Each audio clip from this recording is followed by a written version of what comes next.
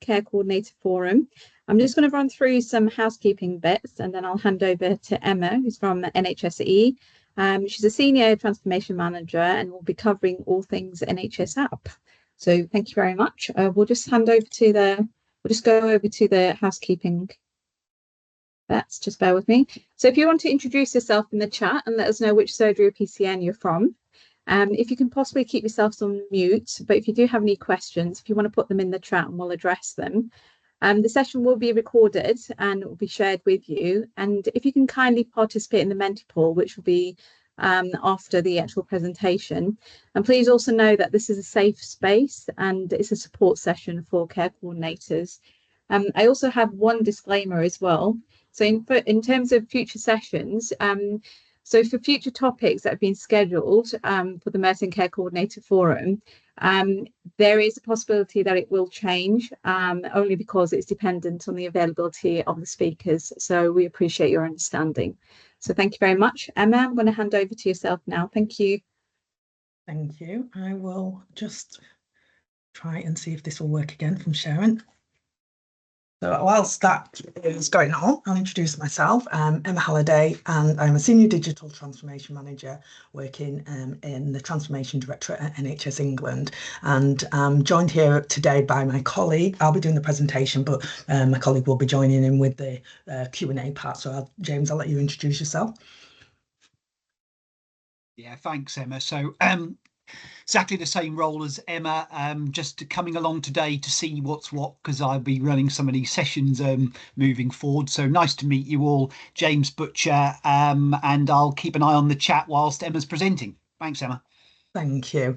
And so we have got an hour today, including Q&A, to run through the slides. I have got a lot of slides. There may be some that I do gloss over, and part of that it will be because of time, but part of it because it's screenshots and they'll be really helpful for you just to have, maybe to print off. I have sent some slides to Fasaya, so they can be sent after, they can be circulated afterwards. I do want it to be not just me speaking for the whole time. I've got a pint of water because it can be quite heavy to do all that speaking. So please engage if you do have any questions. There's no silly questions, and there are some questions that made me think, oh, actually I've not actually heard that one before. I need to go and find that out myself. So please do, because everyone looks at things from a different perspective, and the roles that you're all in will show that. And this is actually the first time that we have worked with care coordinators, and there has been more interest across the country, so kind of you're like our tests as well. So please do engage. So the NHS app has been around for 5 years, so hopefully a lot of you know what it is. So if you could give us a reaction as like a thumbs up or a heart if you have actually got the app. It is owned and run by NHS England, and it's available to anyone who's over 13 years old and is registered at a GP practice. And it was redesigned last year, which I'll show you a slide on, and we are constantly making improvements to it. We have got user researchers that speak with people in the community to try and find out actually what it is that they want and what they need at that time. So it will always constantly be evolving. So what you can see on this slide is all the different functionalities that the app has. So it's not just about booking your appointments and ordering repeat prescriptions, which is what you might see a lot on the advertisements. It's actually a lot about not just getting well, but staying well, taking control of your health, and then protecting the NHS. So it can save time for staff and it can save money, which we'll go through when I go through all these. So all these features here, the majority of them I will be touching on. So just so you know what is in there. But before we get on to the features, I just want to talk about the NHS app usage at a national and a local level. So nationally, we have had we have reached 75% of adults, so that's 3 in every 4 have registered with the NHS app. And we have actually got twice as many users in England as Netflix, which is great, a great share. And we've had over 55 million messages sent by the app, and that was last year, and that is increasing. And repeat prescriptions ordered is that's our biggest one, and that is always constantly improving as well. But at the local level, so what I've done is I've gone on a dashboard called Tableau dashboard, and anyone can have access to this. So on the slides, you can see a link to that, and you just need to create an Okta account. And what this does is it can go down to actual practice level. What I've done for this session is to put all the PCNs in Merton, and so that's put in the information collectively. So what you can see here is that on the right hand side, you have got 57% of GP patients 13 and above registered for the NHS app. Nationally, the average is 60%, so you're almost there. So you're doing really well in the area, and you can see how many logins and appointments have been managed. But I put some more information here. These show how many monthly logins you've had, appointments booked and cancelled, repeat prescriptions ordered, and record views. You can actually see more information as well, so from other features, but I just wanted to show you what actually is possible. So if you were working on something within your practice, maybe you was wanting to help increase the number of people that were using the app, then you will be able to see kind of a month by month of actually if it was effective, the work that you have been doing. So before we go on to NHS login, any questions? I think, is there anything in the chat, or is that just everyone introducing themselves? That's fine, someone ticking. Brilliant. So NHS login, this is what you need to be able to access the NHS app, and it is a single way to make sure that they can testify who you are. And once you are actually logged in with NHS app login, there are so many other health and social care services providers that are available there, and you only need to do the NHS login once. And it can be accessed via 2 routes. So I'm going to talk through the routes now. So the first route, and the one that most people go through, is the prove your identity. So what you need to do is go to the App Store or Google Play, download the app, and then you will need to enter demographic details, some photo ID, and then do a face scan. And it will then go through to the centre, who will then approve it. And once it's been approved, you'll get that email. Following on from, we had a promotion that was in earlier this year, and because of that, there is a little backlog at the moment. So it's at 8.5 days, but we are constantly improving that, and then it will soon be back to how it was. So there is a little bit of a wait for that. Now, the other way is using a linkage key. And what that does is it's the patient will have to ask at the practice. They don't have to necessarily go in. They can go in, or they can the contact over the phone. It depends on kind of the practice policies there of what they want to do. And they will provide a linkage key, and then the patient will have to enter all that information into the app, and then it will then go through to this to the service area again, and then it will get approved. So I have put on these next 2 slides. I'm not going to talk through them, but just to show you how, if a patient does want to go through that second option and come into the GP or contact by phone or email, this is the steps that you need to take. So this one, and okay, let's see, it's not moving me forward now. Thought it was going too well. See, right, it's frozen me.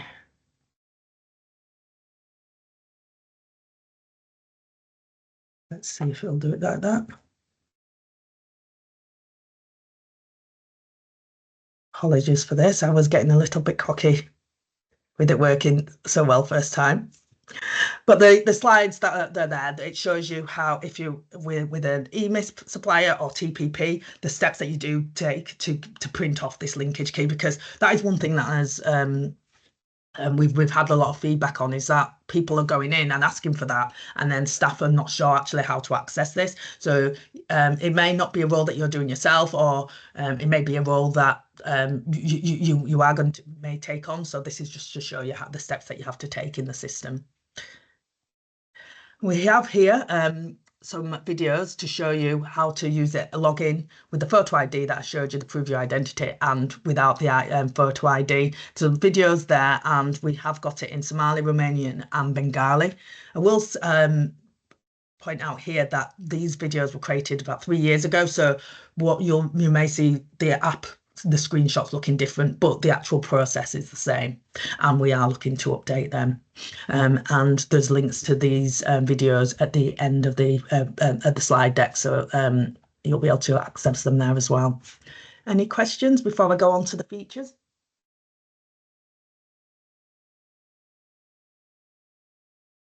No? Okay, I will move on to what's in the app.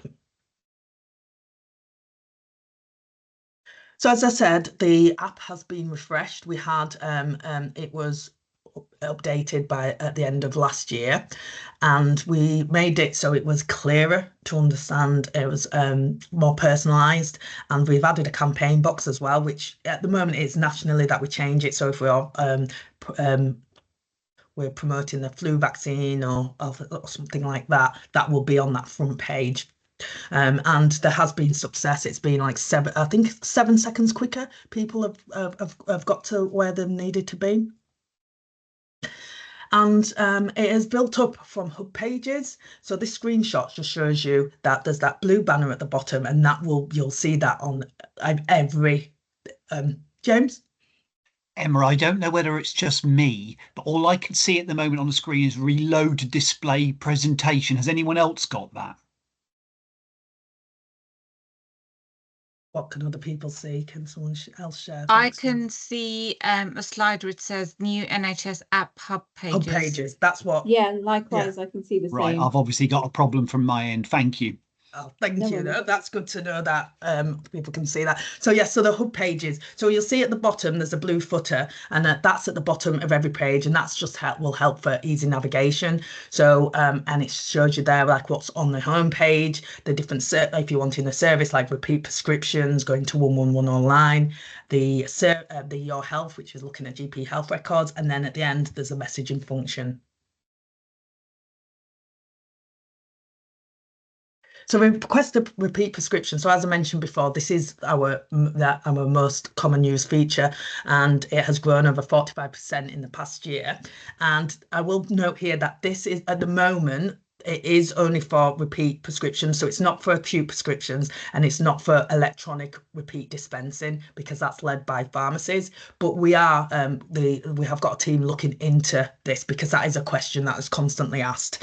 And the benefits of doing it via the app is that it's quick and easy, and it can be done 24/7. So on the next slide, I'm not going to talk through this, but this is just a really handy guide if you are speaking to patients, actually showing the steps that they need to take to order the repeat prescription. A feature that was added at the end of January this year was to be able to view what prescriptions that had been prescribed and who prescribed it as well. And in addition, if a patient hasn't got a nominated pharmacy, they've got a barcode now, so then the patient could go download the barcode and then go to any pharmacy to pick up their prescription. And that saves on having to go and get a paper prescription from the GP. So on this slide, it just shows you how you can access this. So this is from your health tab, and view and manage prescriptions. And then you can see the status of the request as well. And clicking that green box, that will help you generate the barcode. So this is just if you haven't got a nominated pharmacy. Now, onto nominated pharmacies, patients can actually view and change their nominated pharmacy. So this is really can be helpful if they're away from home, or they've moved house, or anything like that. But I will point out here, if a prescription has already been ordered, it will be sent to the nominated pharmacy that it had before, so they can't change it. So I recommend reminding people to change the pharmacy and then request the prescription. So to do this, you have to go to search pharmacy and put the postcode in, and it will bring up a list of pharmacies close to that postcode, and it will also show the opening times, which is handy. And it's just select the pharmacy you want, and then it's changed, and it's easy to revert back. There is an option on there for online pharmacies, but if you do click it, all it will do is it'll tell you to go and register via their online pharmacy website. So it hasn't fully been integrated yet, but that is also something that's looked into. But one thing that isn't available is dispensing practices, because they're not on the nominated pharmacy list. Any questions so far? GP health record. So as of last November, patients were able to access any new entries that were entered into their GP health record. So this includes allergies and prescribed medicines, which was already available because that was called the summary health record. But in addition to this, it was vaccinations, conditions, notes from appointments, test results and letters.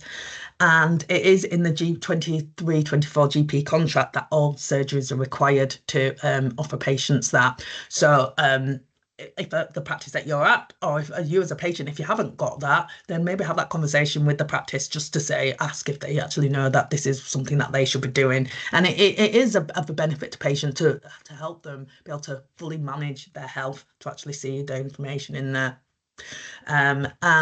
Patients do not have access to view admin tasks or any communications between staff. It's just what's in their health record. One of the things that is part of the health record is the test results. And we've got a big team working on actually making this so it is more robust for patients, because in the past the test results has been designed for clinicians, which actually hasn't been as fit for purpose for patients, to understand actually what things mean in there. So we have got some user research working on that as well, and they're improving it so then it's more valuable for patients when they get that information. One of the things that is in there at the moment is a message box. So if someone's had a test result and it's come back as abnormal, but it's not abnormal for them, then the clinician can write that it isn't nothing to worry about there. Emma, we've got a question. Yeah. And it says, it asks rather, how far back can they see data? So at the moment, because it's what's in the GP contract, it is actually from it's from when they give you access and forward, but you can actually go and ask for your retrospective data as well.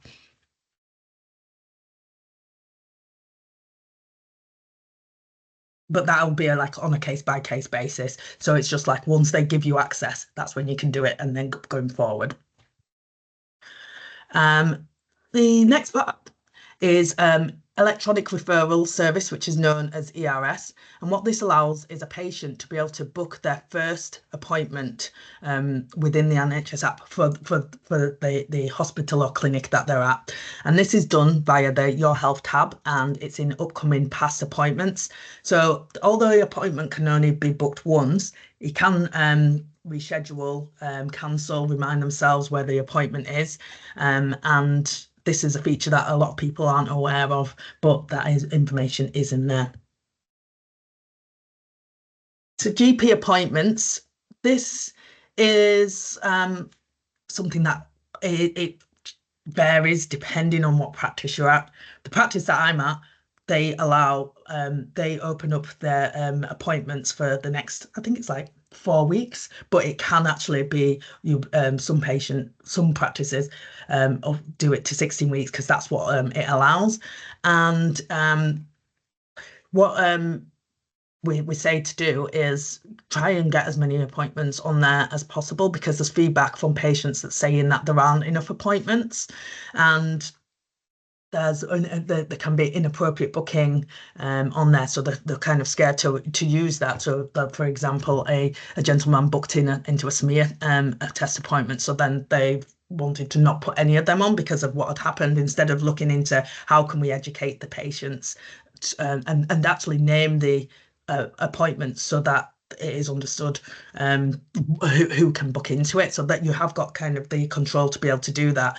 Do recommend, if you have got a PPG group, speaking with them to see if you can talk about kind of the naming conventions and see what actually would make sense to them. It's having that play around with it. One thing, a feature is in there that even if a patient doesn't book an appointment via the app, they're able to see the appointment and cancel it from there. So that can actually help with do not attend.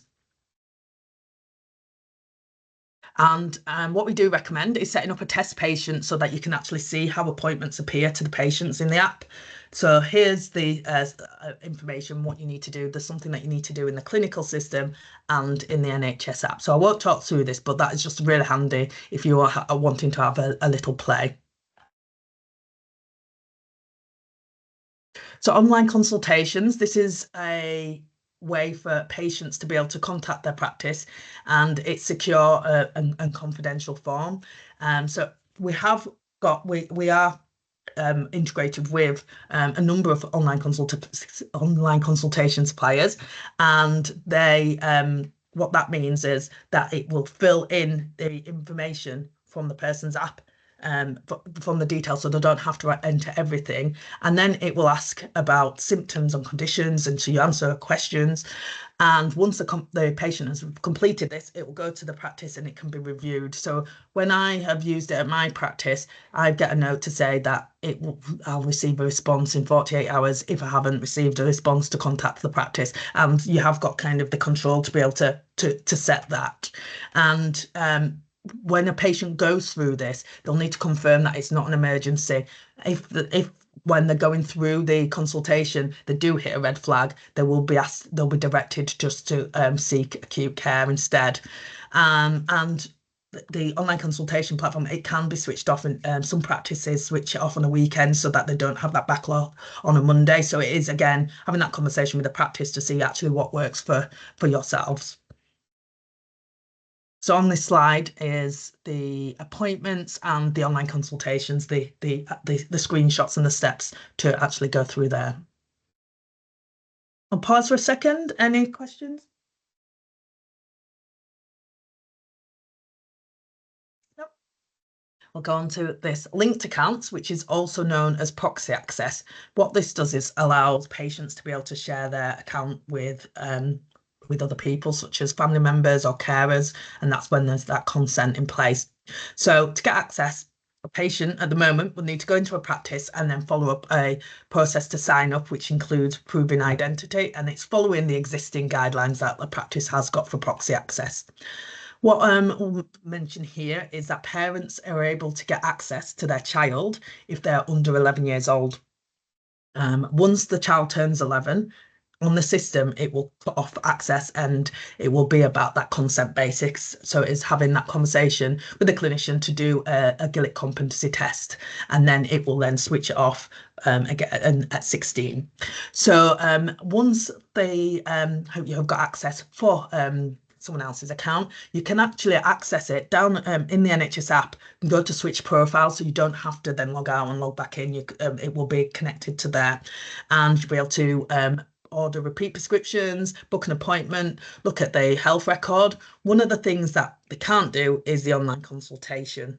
So what you would need to do is, when you're going through the online consultation, do it as yourself, and then do it through your own app, but mention that it's for someone else.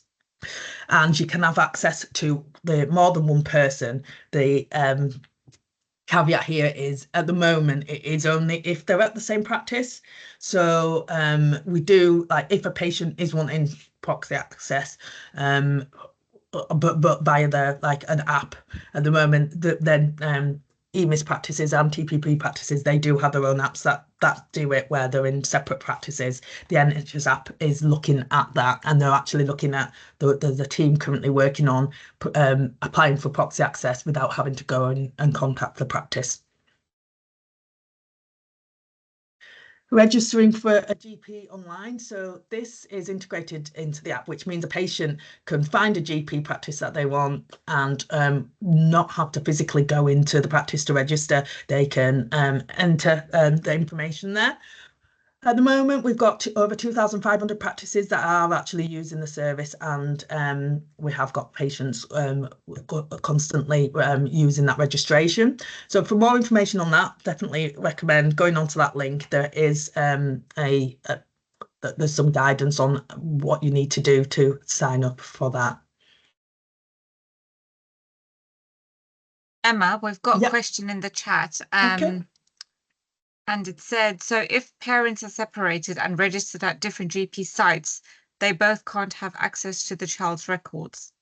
So no, it would only be the at the moment the parent that is at the same practice as the child, because it's just the same practice at the moment. If they're both parents, if they were separated and still at the same practice, then that would be fine.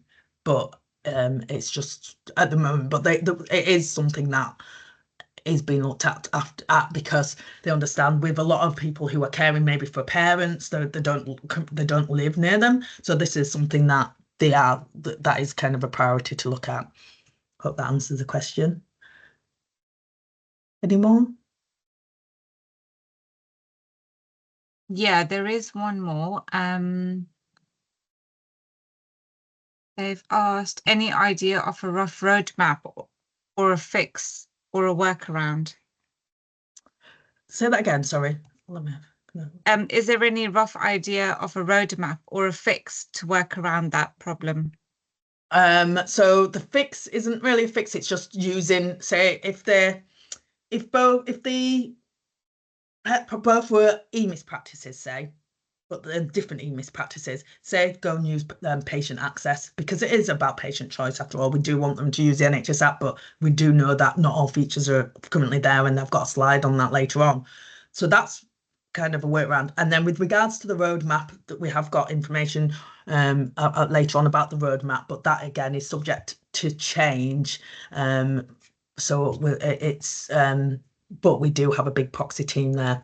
But once we've got over the election period, we'll be able to, say more then on what the new focus will be. Thanks.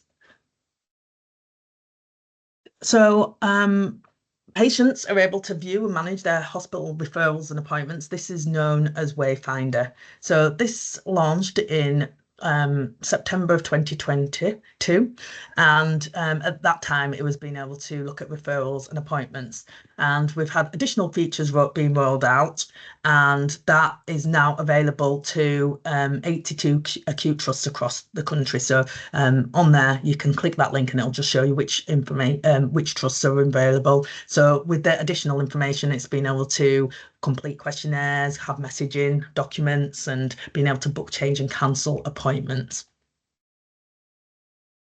At the moment, it is just trusts, but we will eventually be looking into community and mental health.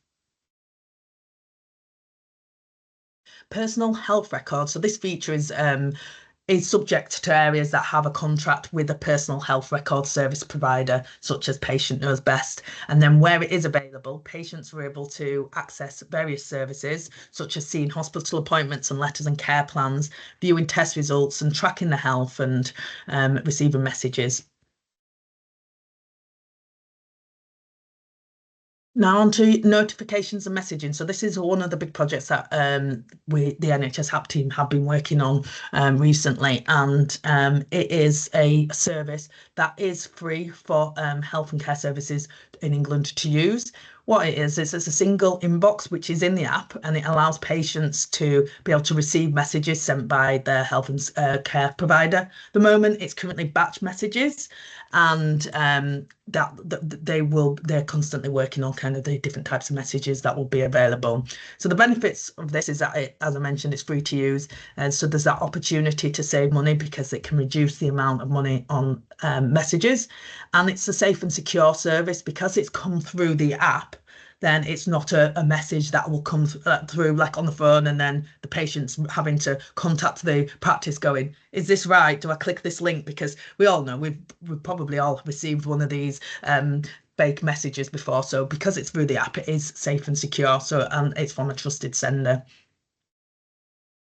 So how it works is that you don't have to do anything. If you are, if your practice has got MJOG, Accurex or iPlato at the moment, we are looking into having other suppliers, but these are the 3 suppliers, then you just send the message in the same way that you would do.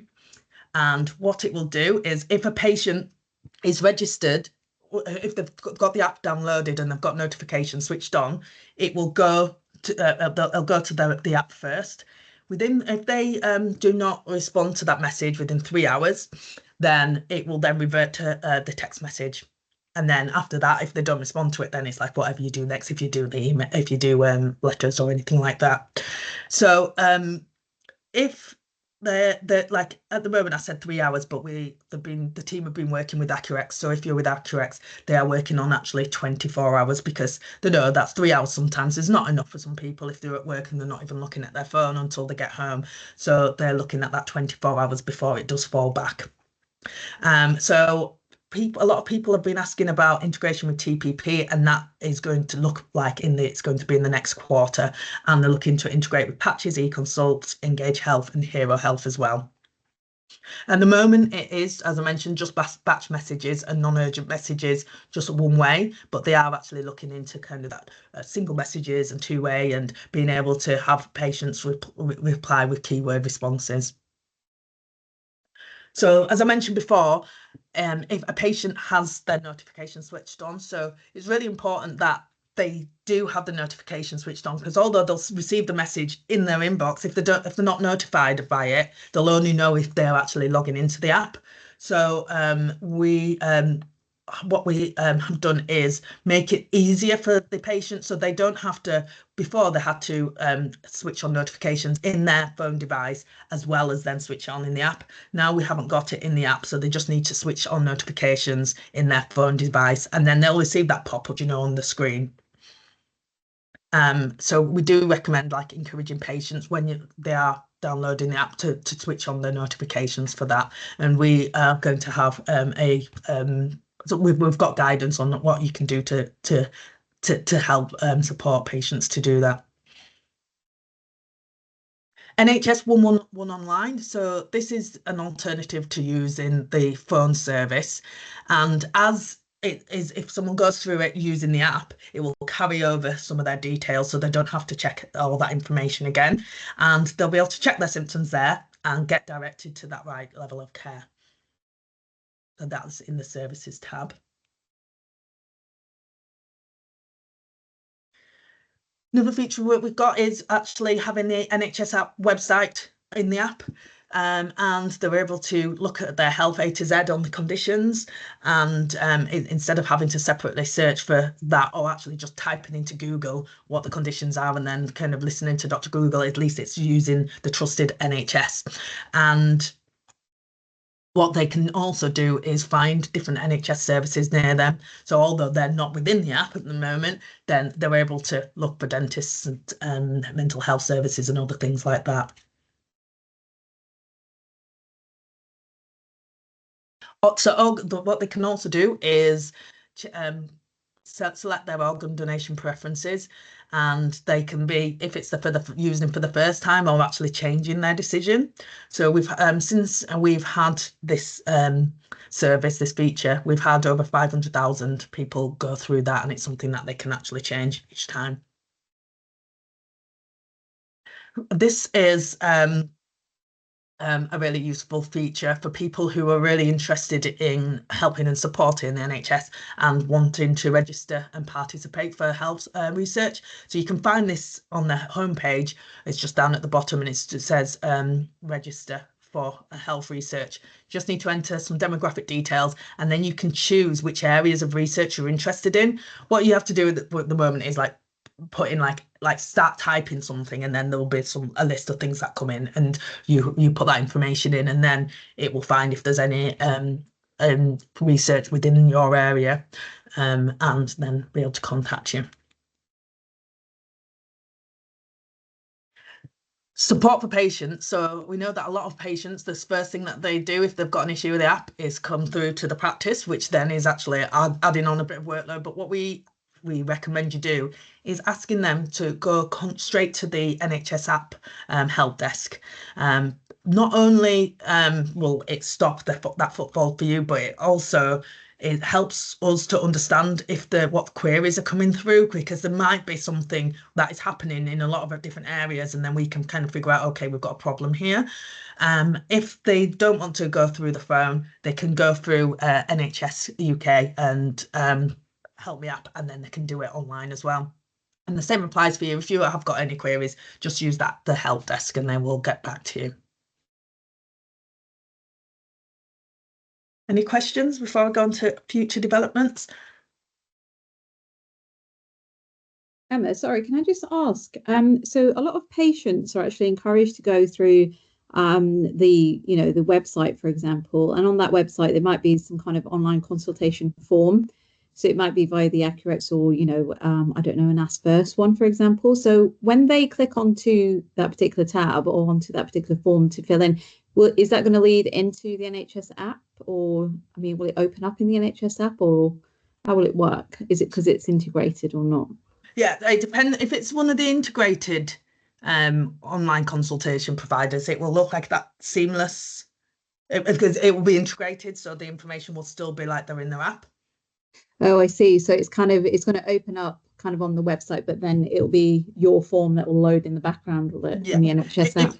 If they're logged into that, yeah. Ah, I see. Okay. No, that's really useful. Oh, okay. No, that's really useful. Thank you. Thanks. So someone mentioned kind of what's the roadmap looking like. So these are the future developments, and as I said, it could be subject to change, but this is what we're currently working towards. So in that first quarter, which actually we are over that first quarter, aren't we? So this is what they were working on is the GP test results and improving them. But although it was a first quarter one, they are still working on that and adding an inbox filtering for the messages. And with the test results, it was just about kind of making it clearer to understand and better visualizations.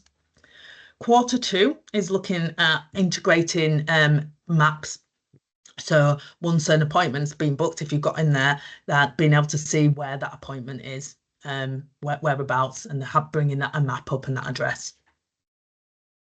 And also looking at applying for proxy. So that was in quarter two, but a colleague who's working on it says that it may be quarter 3, and that's about applying for proxy within the service. Quarter 3 and quarter 4 is looking at digital health checks. And one of the biggest pain points for patients with regards to repeat prescriptions is actually not knowing when the prescription was ready. So one of the things that is going to be created is a digital wallet, and it'll have that order tracking. So you can look in and then you'll be able to see whereabouts in the process the prescription is, and then when it will be ready, available at the pharmacy. So we do constantly update the roadmap. So on this slide, you'll be able to click on the link at the bottom and then go to the future developments there.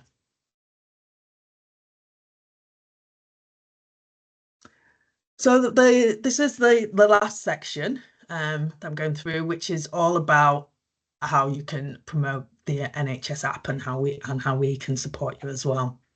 So at the beginning of the year, we held our first national marketing campaign, and it ran until the end of March, and it was called Tap the App. I'm not sure if you saw it, but it was on search engines and social media, on displays.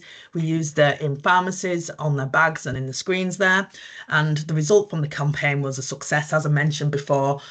With the NHS login, the amount of people that were wanting to download the app has increased, and so the demand.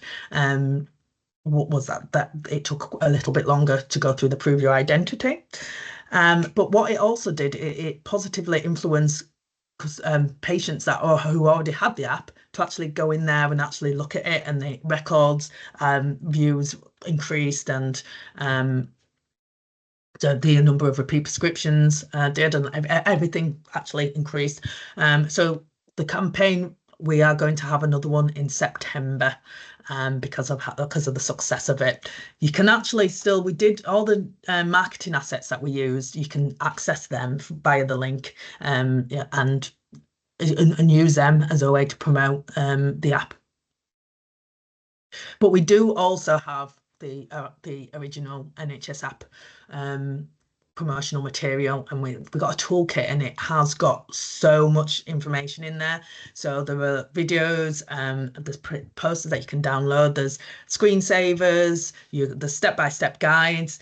So if you have an event, definitely recommend going in there and having that toolkit, or just to even remind yourself kind of what the app can do. As I mentioned before, there's some videos, but I do want to put this on its own slide because they are really useful, and we've got some really positive feedback of these videos. They're only short, but each of them goes through, you know, how to order a repeat prescription, how to access your test results, how to go into records access. So there's a link to their videos there, and it's, as I said, there's a few of them, and they're only short. I think most of them are under a minute. So we've got NHS app ambassadors, and so they're NHS staff that help to champion the NHS app. They may do that with their colleagues, with their family and friends, or like actually get involved in practices and go to events. And there are currently over 1,000 ambassadors across the country. And when I checked, there were 22 in South West London.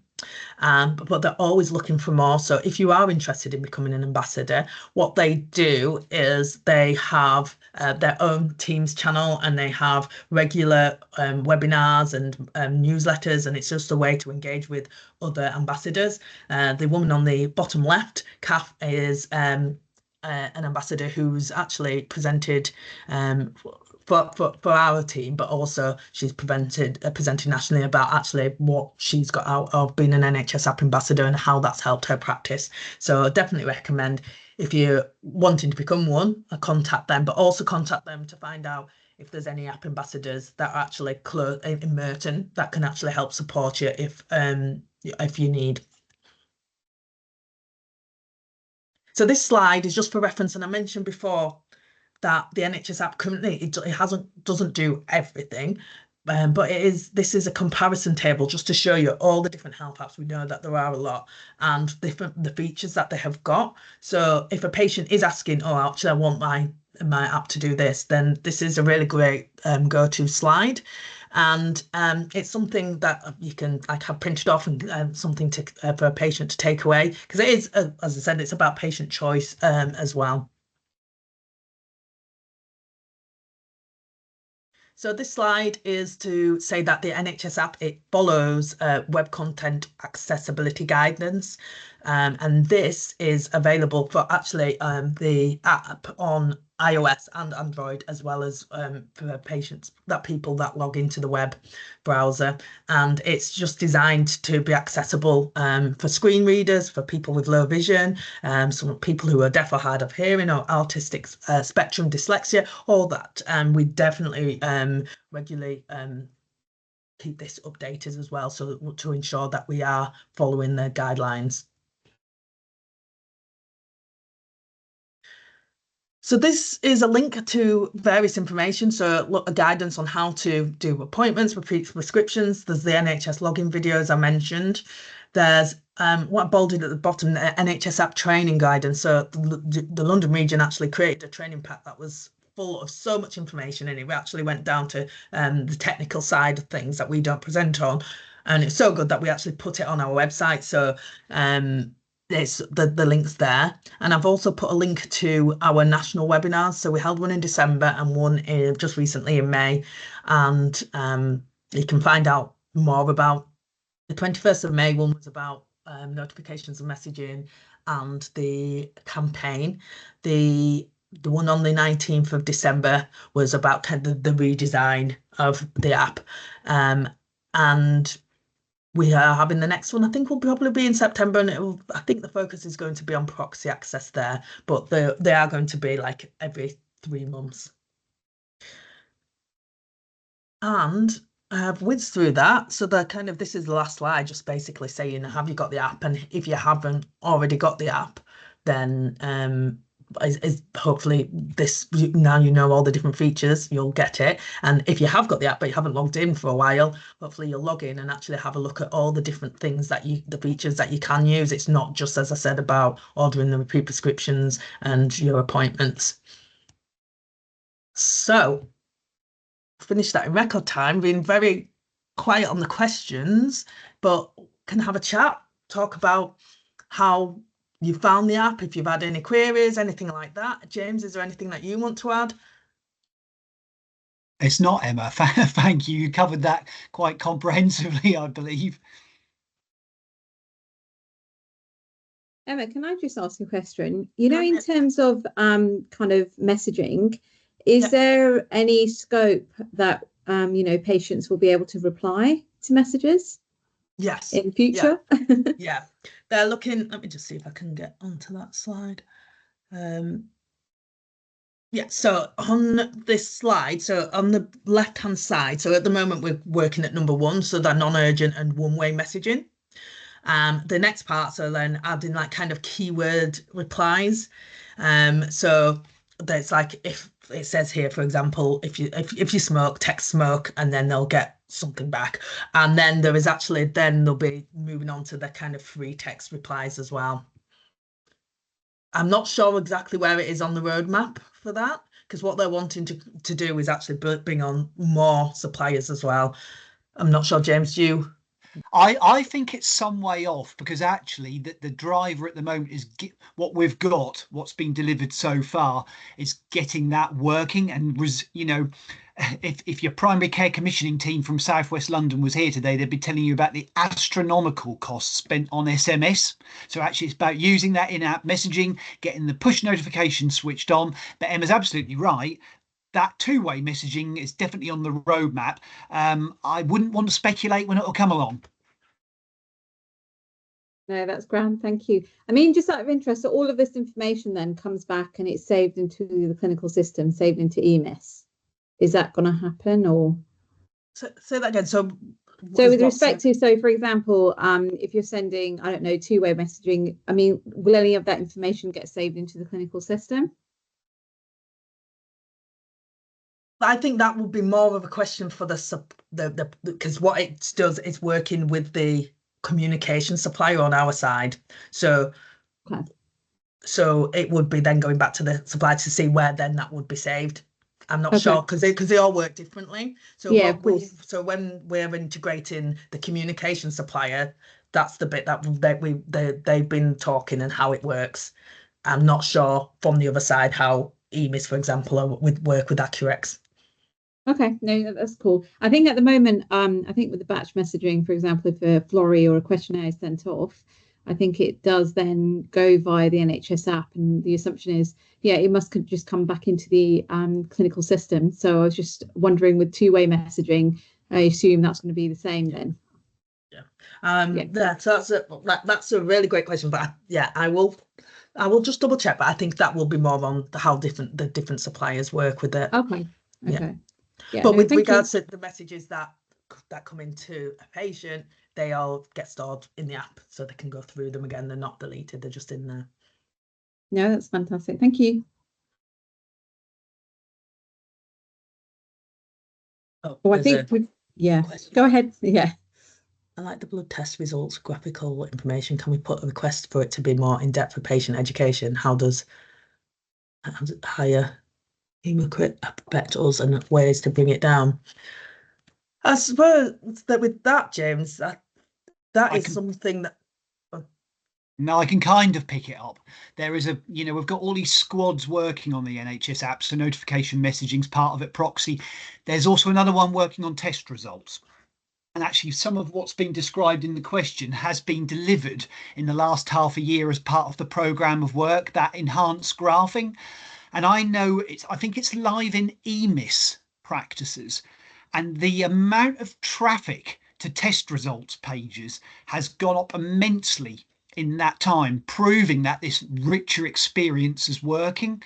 It's an ongoing programme of work, so it will continue throughout this financial year, so expect new bits and pieces with that. Also as well, we're looking at potentially piloting test results being in just one place. So you don't access them for acute, you don't access them for primary care. It's in one central repository. And we're potentially piloting that with 2 or 3 ICBs around England. But that's as much as I can kind of divulge at the present time. Sorry, I have another question then with respect to the blood results. So in terms of the blood results, are they first verified by clinicians and then put on the NHS app, or does it go straight from like secondary care? So for example, you know, can you say, sorry, that it must be my connection. It broke up a bit at the beginning. Can you repeat the question, please? Yes, of course, James.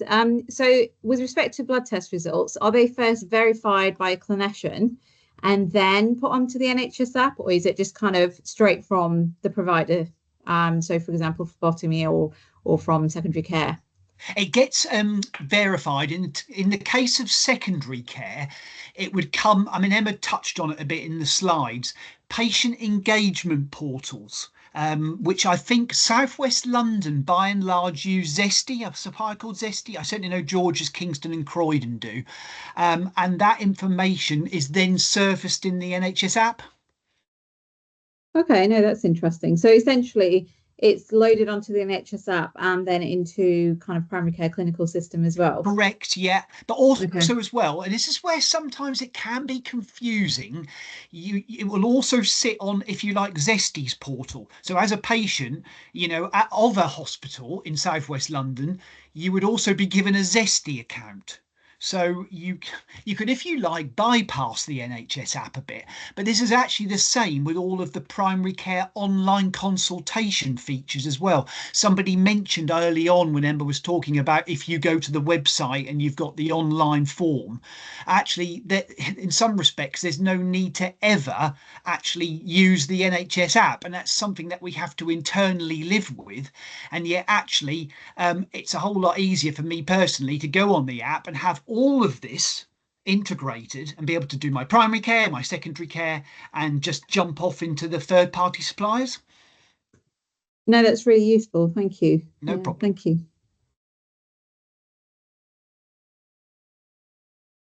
Fozia, yes, we've got some comments in the chat from Sarah. Okay, sorry.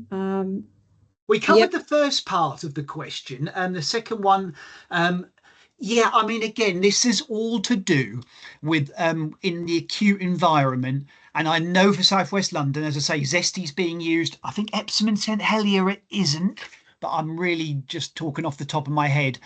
That secondary care information will be uploaded to Zesty, the PEP, patient engagement portal, and that can then be surfaced in the NHS app. I have to say, James, this is probably the first time that we've heard of Zesty. I mean, Right. Yeah, I mean, I don't know kind of quite what it is per se, but I mean, nobody's actually mentioned it before now. Okay, so actually, probably it's a project called Wayfinder. Okay. And it probably wasn't in the slide pack, but there it was in the slide pack. So Zesty is one of, I think, 8 or 9 approved PEPs, which when commissioned by a trust, they can then be integrated into the app by way of a program called Wayfinder. I mean, I think ignore the terminology Wayfinder. That is really our own internal, you know, speak, as it were. Emma's got on the slide there the core features there which are being delivered now and what they're also working on as well.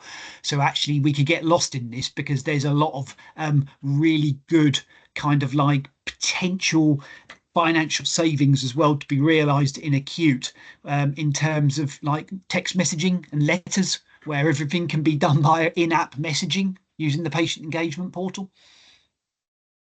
Okay, no, that's really useful. Thank you so much. I appreciate that. There will be somebody in the ICB, and I'm trying to think of a name off the top of my head, but there'll be somebody who kind of you could talk to about this in more detail relating to Southwest London.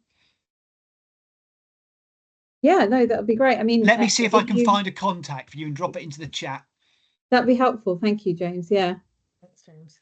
Yeah, James has been working very closely with London for the regions for a while, so he has got all the contacts, as well as Patrick Johnson. But like as I said on there, if you click on the acute trusts that are actually involved in Wayfinder, there's that information. Okay, no, that's really helpful. Thanks, Emma. Any other questions? We actually are finishing at 1 rather than 1:15.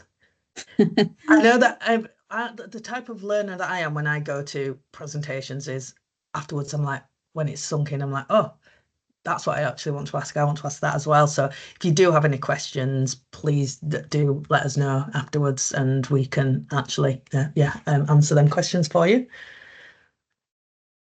Just drop Sindhu's email into the chat. Whoever contacts her, just say you got the contact detail from James and Emma when they were presenting on the NHS app. If it isn't her, she'll certainly be able to pass you on to somebody. No, that's grand. Thank you so very much. So I've just been told that there's a comment in the chat. I'm sorry, Nisha, can you just jump in and let me know which one that is? Oh, that was an old message. Don't worry. Oh, okay. No, that's fine. Thank you. Yeah, I think we're all good. Does anybody have any more questions for Emma or James? Or any kind of feedback on the app, if you have got the app already and if you are using it? Well, I'm going to request everyone to actually hang fire and hopefully they can answer the Menti poll. And the questions are obviously based on the NHS app as well. So I'm more than happy to obviously share that information with you. Mm-hmm. So I think we're all good at the moment. There's no further questions that I can see. Right. So I'd just like to thank you both very much. I think that was a wealth of information about the NHS app, and I really hope that it's been useful for the audience as well, but I've certainly taken a lot back, so thank you so very much. And yeah, if once we've done the Menti poll, like I said, we're more than happy to obviously share that information with yourselves as well. So thank you so very much for joining us today. Thank you very much. I appreciate this time. No, amazing. Thank you. I'm just going to ask for my audience just to hang fire and help us out with the Menti poll, please. Thank you. Nisha, are you okay just to bring that up? Thank you. I'm just going to stop the recording for a second. Yeah, that's fine. Okay.